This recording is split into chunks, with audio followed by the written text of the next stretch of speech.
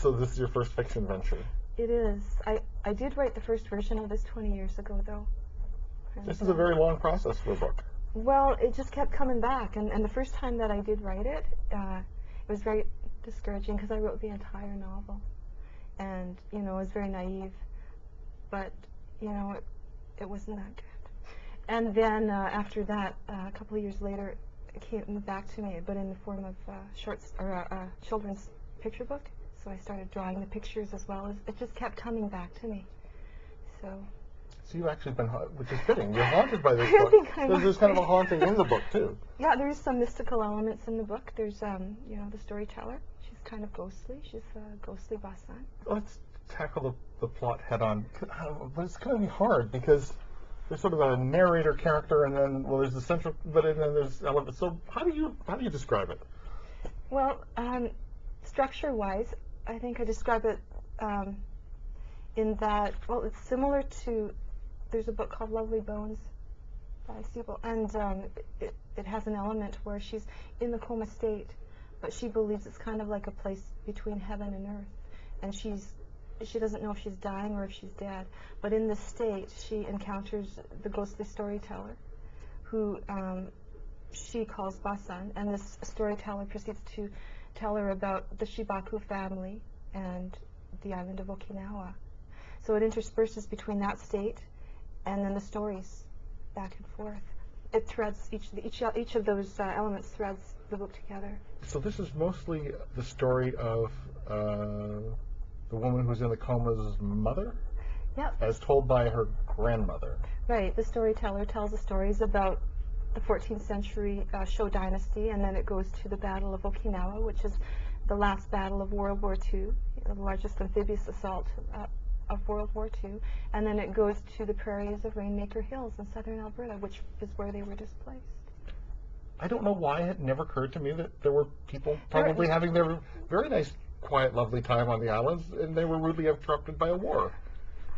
Which, I mean, it would have been the last battle prior to the Americans actually going to the mainland of Japan, because they had plans to go to Japan as well, but this was the last battle before they would, actually approach the island of Japan.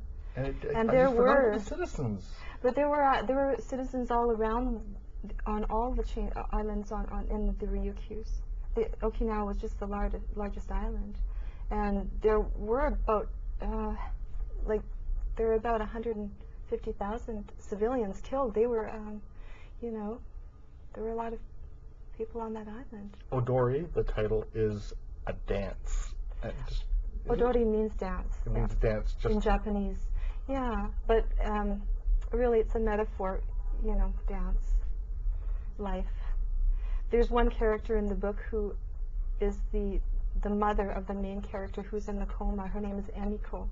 And Emiko's one of the twins that gets sent to the island at a very young age. Her passion from the very beginning is dance. It happens to be a novel, but it could also be a poem. It could also be a series of paintings. It could be a sculpture. It could also be a dance. Is it a story that just...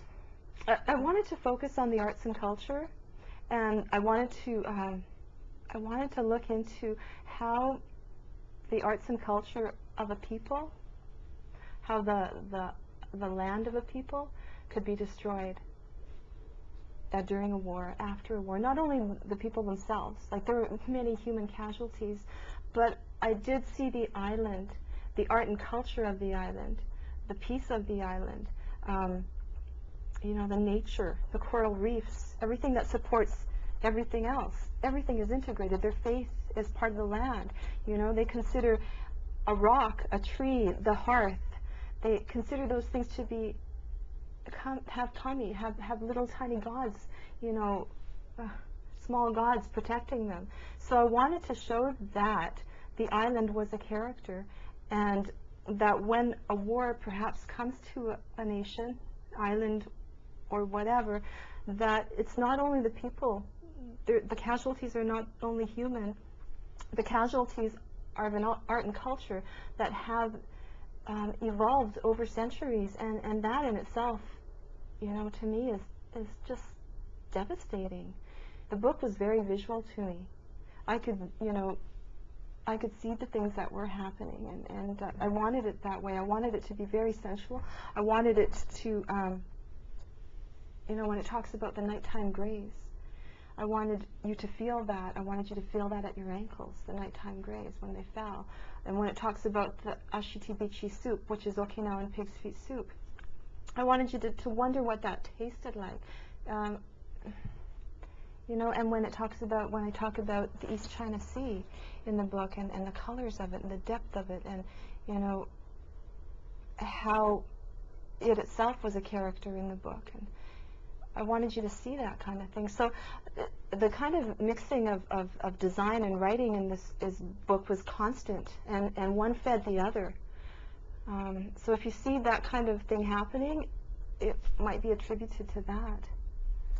I really wanted the island itself to become a character, so I really, emphasized the visual and the taste of it. Nice job. Good first novel. Well done. Thank you. The book is Odori. I've been speaking with the author Darcy Tamayose, and Odori, published by Cormorant Books.